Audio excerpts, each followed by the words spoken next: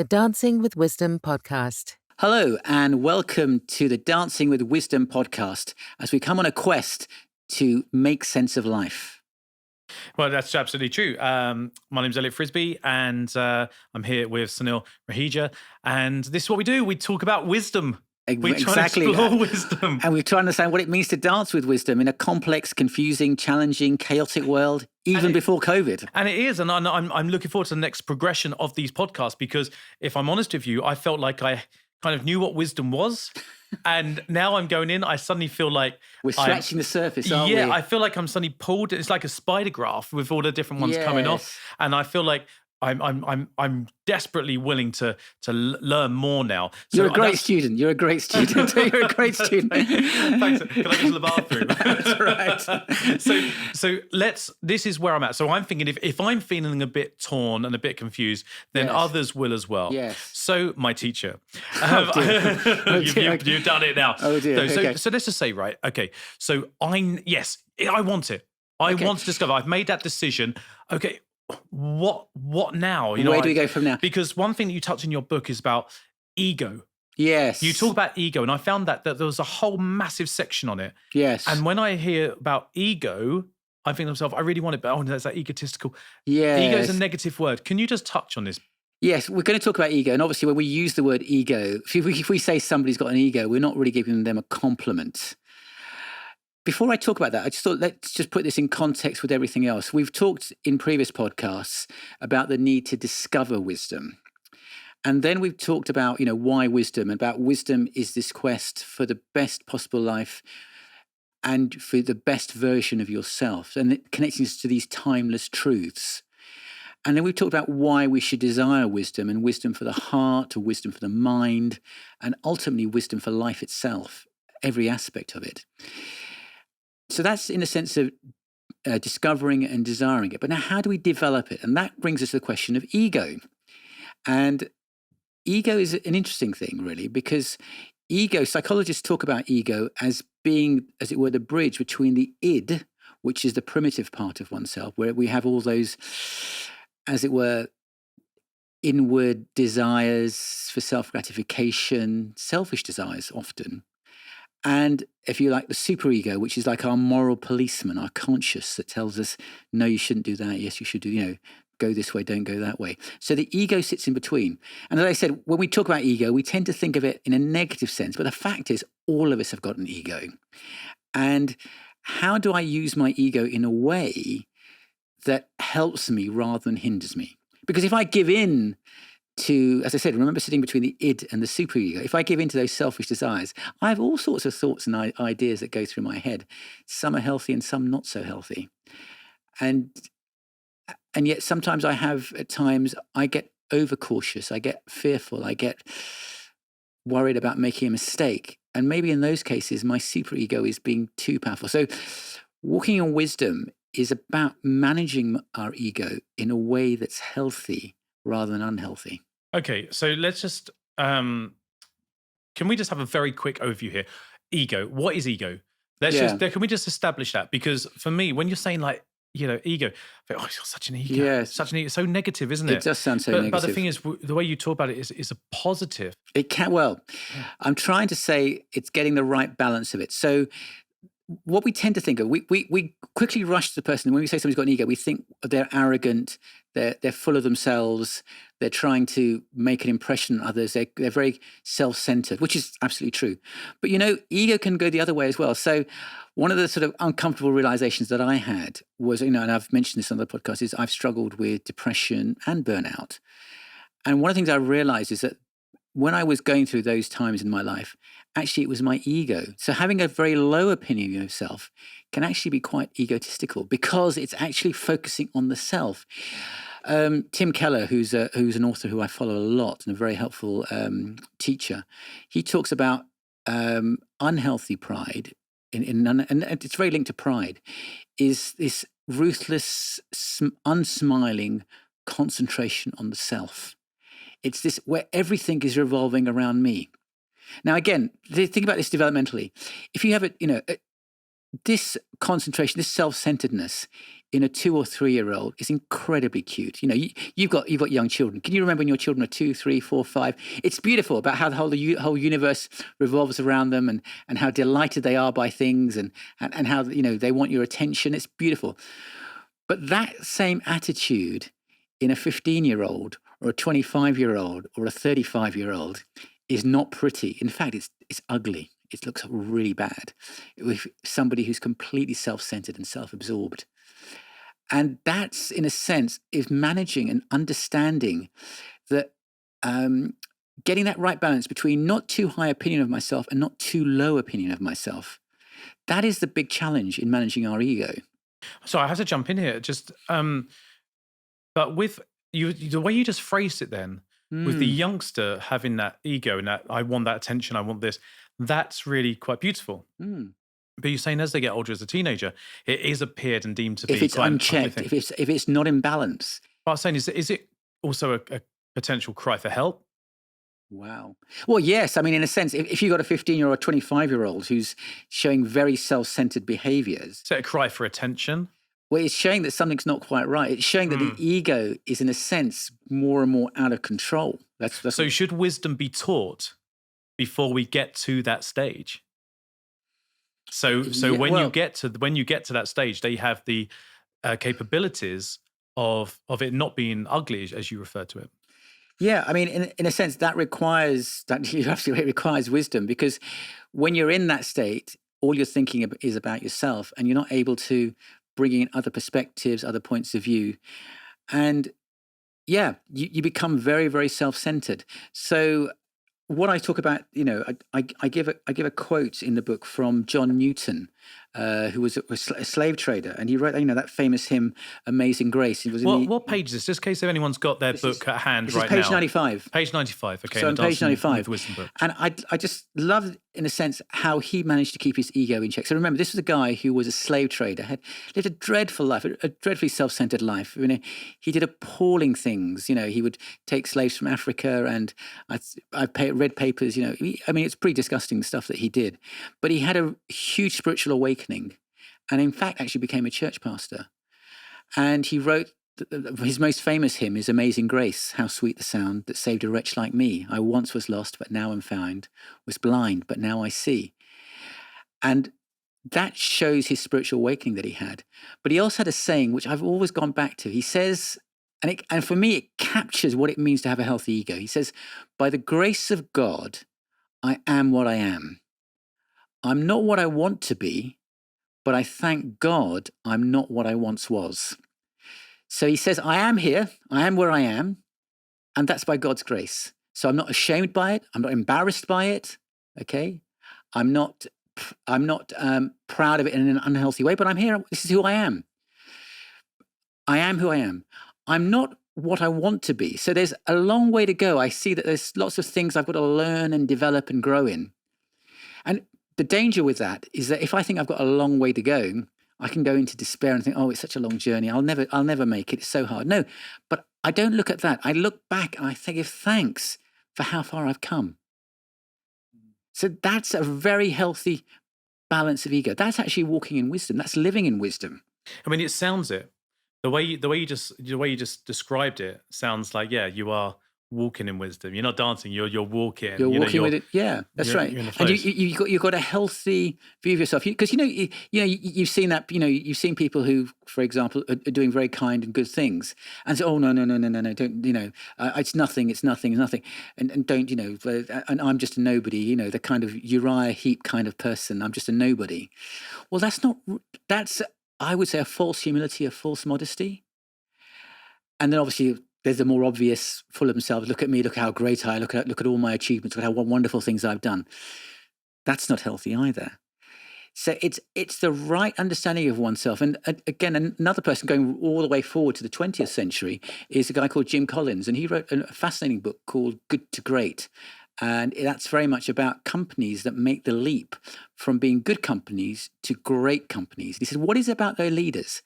And what was fascinating was he gave something called level 5 leadership. And level 5 leadership, and again, this is from the book, it's on page 97, he talks about these leaders who make these companies that grow exponentially. So he was writing before their time, but it'd be people like Bill Gates, Steve Jobs. He says what these kind of leaders have is an intense professional will. So they've got a very clear, crystal clear determination about where they're going, but they also have extreme personal humility as well. So they're very clear and focused where they're going, but they're not so full of themselves. Their achievements, they don't believe their own press releases. They've got a very sober estimation of their weaknesses and their failings, and they're able to navigate their relationships. You remember we talked in the first podcast all about those 3 questions and why is it some people can be successful, but actually also be fun to be around, people who are easier to get on with. There's that paradoxical blend of intense professional will. I know where I'm going. I know the direction I'm going, and I'm going to give it my very best shot to get there. And no matter what the setback, what the failure, I'm going to get up and I'm going to keep going because I know what I am about. I know who I am. But I'm not going to do that in a way that makes me walk over people or makes me, treat people like dirt or anything like that. Yeah. So having wisdom within ego sounds to me like ego, a good, healthy ego runs hand in hand with respect. Yes, respect. That's the way I'm kind of hearing respect it. for yourself, respect for others. Because I think the other big thing to say, and this I think I find really fascinating, is the greatest sin in the world. According, again, we're as disciples of Christ who follow the Bible.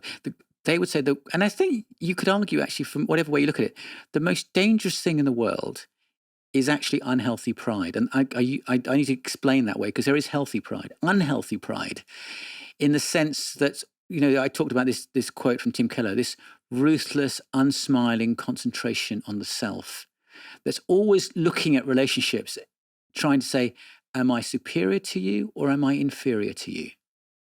And again, it can go both ways, always trying to be one up on people. But even if I'm trying to always saying, oh, I'm nobody, I'm always less than somebody, that's pride as well.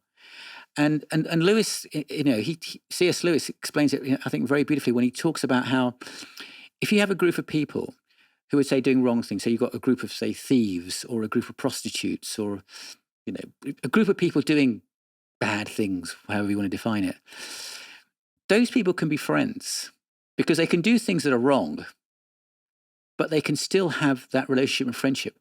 But a group of proud people, unhealthy proud people, can never be friends because the moment any one of the group slips up, then he's out.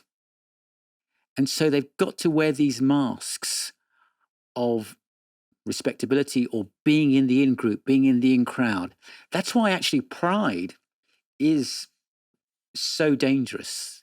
It's the ultimate, it's the ultimate sin, and more so than anything else. I mean, it's quite remarkable that's what I believe the scriptures would say. Really.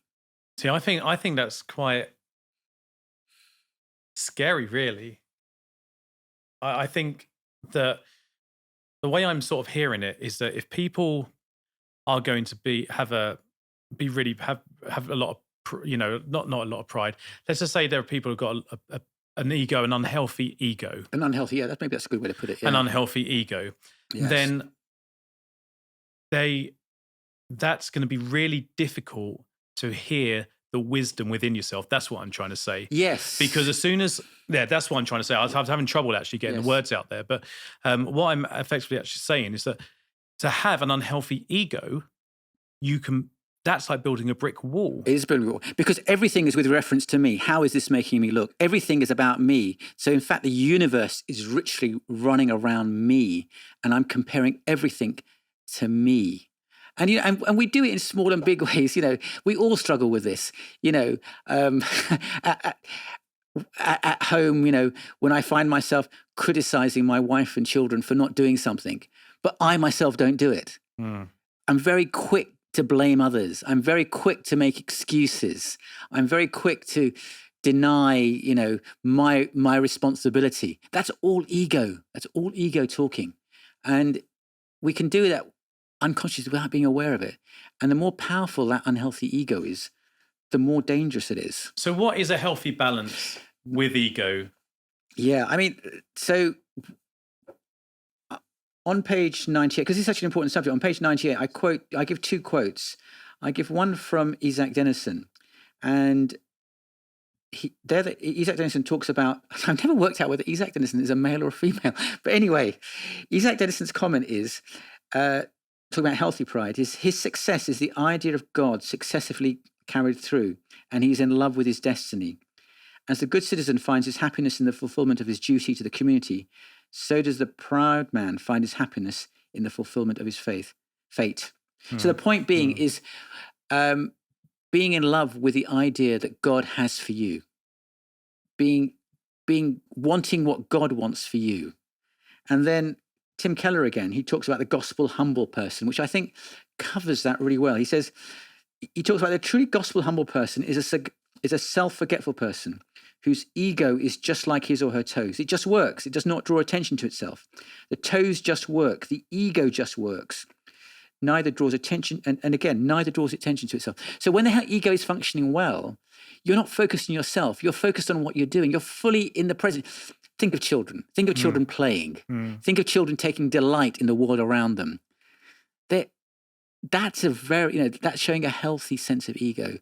Not drawing attention to oneself, but saying, look with me at something wonderful. Look at me. And there's such a difference. I remember I was working out in the Caribbean for a while, and I think I was in Dominica, and I remember I was up in the rainforest. I used to love going out in the rainforest, petrified of snakes, but whatever in the rainforest. Sure, yeah. And I heard this laughter from children. Yeah. And I remember this so clearly. It's beautiful. Yeah. And I thought, I've never heard laughter like it.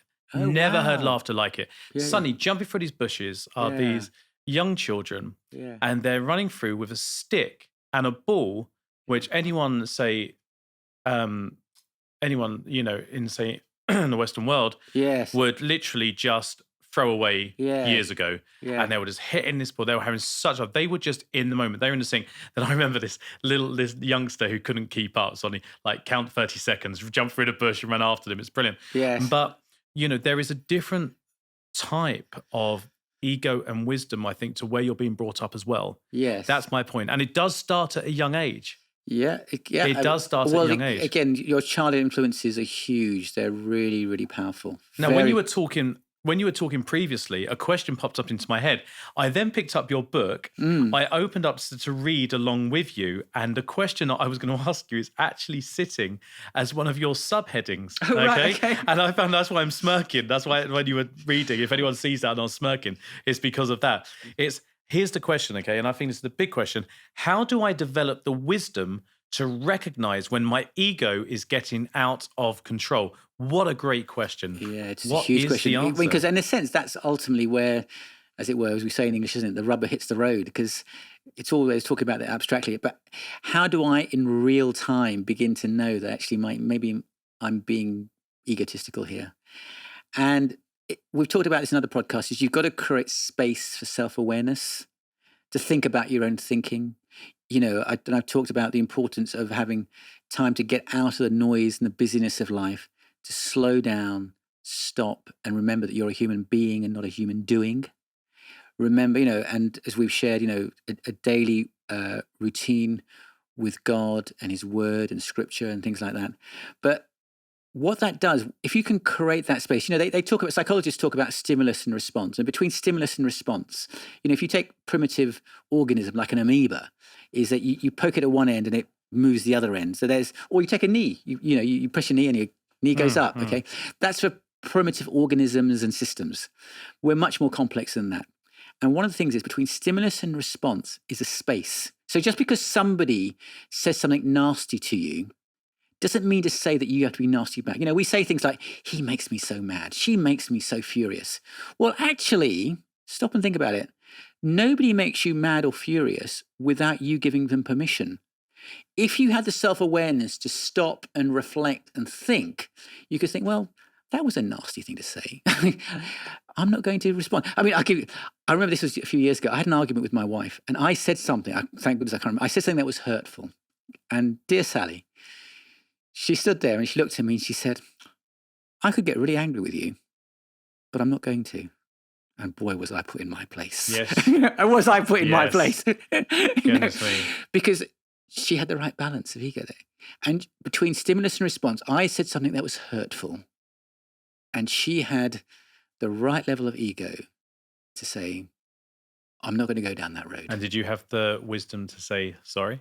Well, yeah. I mean, I was put in my place. So the key thing is recognizing when am I going down that road, and and that's on page 100 and 101, and we talk about that in terms of recognizing it in terms of playing the comparison game. And remember, I talked about that story again with Lewis thing about it's this comparison. Am I doing better? Am I doing worse? Mm-hmm. When I find myself comparing myself to others, saying, am I doing better than them? Am I doing, are they doing worse than me? Oh, good, I'm doing better. I'm doing, that's ego speaking.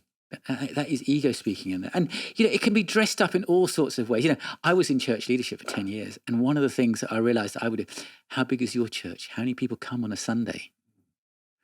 Oh, and you'd never say it. You say, oh, you have more people. Oh, whatever. I've got more people coming to my church than you do. Oh, I feel better now. But it's very subtle. I think a good way of doing that as well is to be happy for other people's successes. Absolutely. And other people's skill set. Like, do you know what? My daughter, I feel a bit emotional just thinking this. Yeah. She was at school and her friend got this award. Yeah. And she was delighted for them. She was absolutely over the moon for them. And I remember my wife, myself, we were looking at each other, we're like, you can ask for more than that. That's lovely. She's not like, I want that one. Now, she probably would love that award. Yeah. And and we do advise, well, to go into, if you want to go down that route, then what you probably need to do is apply this, but you're doing great, But just seeing that, and I think that's a good place to start as well with your ego. Well, to stay, and I think if you can carry, that's the wisdom, is to be able to grow in that. And you know what? It's really quite easy to begin. Yeah. Even if it's not in your natural instinct. Okay. Now I've got friends who will have a little dig at me if I'm doing well. They'll have a little dig just to try and bring me down a bit. But what I do is I acknowledge, I counter it with something really positive about them. Yeah. You see, and I think it's really good if someone is achieving something that you're not necessarily achieving, or I say, really happy for you. Yes. Really, really happy for you. Congratulations. And that does help manage your ego a little bit. Absolutely. Yeah. That's absolutely. And then the second, in a sense, is this defensiveness.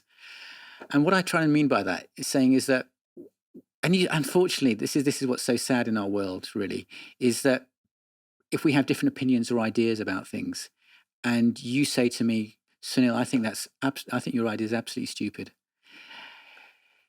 If my ego takes control, then subconsciously I'm thinking, Elliott thinks I'm stupid. How dare he think that? And so I'm very defensive of the idea, because my identity is so wrapped up in it, that you attack my idea, you're attacking me. And that's so dangerous. Absolutely. And so am I able to separate myself out and say, okay, maybe it's a stupid idea, but that doesn't mean to say I'm stupid.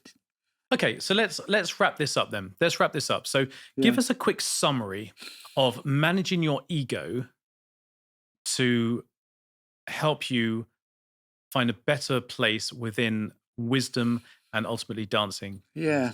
So we've been talking about this it's a huge subject. It's a huge complex subject about ego, and I hope it's helped our viewers and listeners to understand that it is a real enemy. Not, I'm saying enemy. It's getting the right balance of it. We've got to get the right balance. So it's not necessarily all bad, because we are, marvelous, complex, amazing beings, wonderfully and beautifully created. That's, the human brain. There's never ever will be a computer that will ever match us in our complexity. Human brain, bodies are who we are, the potential that we have. And so it's nothing to be ashamed and embarrassed about. But again, we've got to get that right balance. So it's recognizing those things. We go about that in much more detail in the book. It's what you're talking about. It's growing, not in childishness, but in childlike simplicity, that's able to get that. In a sense, I gave that John Newton quote earlier on, in the sense of saying, by the grace of God, I am what I am. I'm not what I want to be, but I thank God I'm not what I once was. So seeing how far you come, giving thanks for that, and then looking forward to how far you've got to go. And that's, in a sense, why this dancing with wisdom, it's a quest. It's a lifelong thing, because you need to keep coming back to that day after day after day. Does that help? It does help. It does help a lot. And I think that what I'd like to do is sort of invite all of the listeners to actively take, just for say 1 week, actively take that silence every single day, that moment of solitude, to take themselves out and find an inner peace and see if you can start hearing that wisdom from within. And just seeing how it makes you feel, and let us know. You can contact us directly, so they get hold of you. How, Sunil? Yeah, from drsunil.com is the website. Yeah, fantastic. You can get me at elliott@monkeynut.uk.com or on the Monkey Nut Audiobooks Instagram or Facebook, and let us know how it's working out for you. And if you're watching this on YouTube, leave a comment below. You can leave your name or a fake name, and please do subscribe and give us a thumbs up. And if you're listening on the podcast, please do give us a 5-star rating so other people can enjoy this as well. It is, otherwise, because if we don't get it, then we're rubbish and we're terrible. So let's no, I've got the wisdom now to stop going down that path. So anyway, what a pleasure talking about this, and I'm sure we're going to revisit this again. Thanks so much, Sunil. Thanks, Elliott. You've been listening to the Dancing with Wisdom podcast, presented by Sunil Raheja and Elliott Frisby. For details on the Dancing with Wisdom book and its accompanying workbook, please visit drsunil.com. If you know someone who would enjoy this podcast, then please share it, give it a thumbs up on YouTube, and help it to grow by giving it a nice review. Life's challenges can diminish, define, or develop you. Which one will it be? Make sure you hunger for the wise one. The choice is yours.